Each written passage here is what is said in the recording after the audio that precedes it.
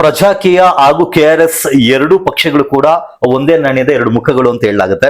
ಒಬ್ಬರು ಮನೇಲಿ ಕುತ್ಕೊಂಡು ಮಾತಾಡ್ತಾ ಇರ್ತಾರೆ, ಇನ್ನೊಬ್ರು ರೋಡ್ ನಿಂತ್ಕೊಂಡು ಮಾತಾಡ್ತಾ ಇರ್ತಾರೆ. ಎರಡಕ್ಕೇನು ವ್ಯತ್ಯಾಸ? ಇಲ್ಲ, ಅದು ಆತರ ಕನ್ಸಿಲ್ಲ ನನಗೆ. ಪ್ರಜಾಕೀಯನೇ ಬೇರೆ, ಕರ್ನಾಟಕ ರಾಷ್ಟ್ರ ಸಮಿತಿ ಪಕ್ಷನೇ ಬೇರೆ. ನಮ್ಮ ಮೋಡಸ್ ಆಪರೇಂಡಿ ಅಂತೂ ತುಂಬಾ ವಿಭಿನ್ನ. ಅವರು ರಾಜಕೀಯದ ಬಗ್ಗೆ ಸೀರಿಯಸ್ ಆಗಿಲ್ಲ.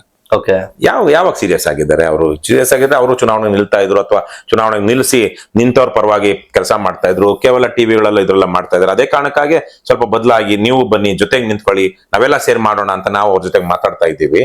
ಆದ್ರೆ ನಮ್ಮದು ಇವತ್ತು ಪ್ರಜಾಕೀಯಕ್ಕೂ ಕರ್ನಾಟಕ ರಾಷ್ಟ್ರ ಸಮಿತಿ ಪಕ್ಷಕ್ಕೂ ಇರುವಂತದ್ದು ಏನು ಅಂದ್ರೆ, ನಾವು ಮಾಡ್ತಿರುವಂತ ರಚನಾತ್ಮಕ ಕೆಲಸಗಳು, ಕನ್ಸ್ಟ್ರಕ್ಟಿವ್ ಪ್ರೋಗ್ರಾಮ್ಸ್, ಕಾರ್ಯಕರ್ತರಿಗೆ ಶಕ್ತಿ ತುಂಬ್ತಾ ಇದೀವಿ, ಪ್ರಶ್ನೆ ಮಾಡುವಂತದನ್ನ ಕಲಿಸ್ತಾ ಇದೀವಿ, ಅನ್ಯಾಯದ ವಿರುದ್ಧ ಹೋರಾಟ ಮಾಡ್ತಾ ಇದೀವಿ, ನ್ಯಾಯ ಕೊಡಿಸ್ತಾ ಇದೀವಿ. ಕಾರ್ಯಕರ್ತರನ್ನ ಒಳಗೊಂಡು ಒಳಗೊಳ್ಳುವಿಕೆ ಅಂತ ಕಾರ್ಯಕ್ರಮ. ಈಗ ಪ್ರಜಾಕೀಯದಲ್ಲಿ ಉಪೇಂದ್ರ ಬಿಟ್ ಬೇರೆ ಯಾರಿದ್ದಾರೆ ನಮಗೂ ಗೊತ್ತಿಲ್ಲ. ಅವರ ಹೆಂಡತಿ ಅದರ ಖಜಾಂಚಿ, ಟ್ರೆಷರರ್. ಅವ್ರ ಮನೆಯಲ್ಲಿ ಇನ್ನೊಬ್ರು ಯಾರೋ ಏನೋ ಇರ್ಬೇಕು, 2-3 ಜನ ಅದ್ರಲ್ಲಿ ಪದಾಧಿಕಾರಿಗಳಿದ್ದಾರೆ ಮನೆಯವರೇ. ಮತ್ತೆ ಬೇರೆ ಇನ್ಯಾರು ನಮಗ್ ಗೊತ್ತಿಲ್ಲ. ಆದ್ರೆ ಕರ್ನಾಟಕ ರಾಷ್ಟ್ರ ಸಮಿತಿ ಪಕ್ಷದಲ್ಲಿ ನಮ್ಮ ರಾಜ್ಯ ಸಮಿತಿಯಲ್ಲಿ ಎಷ್ಟು ಜನ ಇದ್ದಾರೆ, ಜಿಲ್ಲೆಗಳಲ್ಲಿ ಎಷ್ಟು ಜನ ಇದ್ದಾರೆ, ತಾಲೂಕುಗಳಲ್ಲಿ ಕೆಲವೊಂದು ತಾಲೂಕುಗಳಲ್ಲಿ ಕೆಲಸ ಮಾಡಿರುವಂತರು ರಾಜ್ಯಾದ್ಯಂತ ಪ್ರಚಾರ ಪಡ್ಕೊಂಡಿದ್ದಾರೆ ಅವರ ಸೋಷಿಯಲ್ ಮೀಡಿಯಾ ಆಕ್ಟಿವಿಟೀಸ್ ಕಾರಣಕ್ಕಾಗಿ. ಹಾಗಾಗಿ ಎರಡೂ ತುಂಬಾ ವಿಭಿನ್ನ.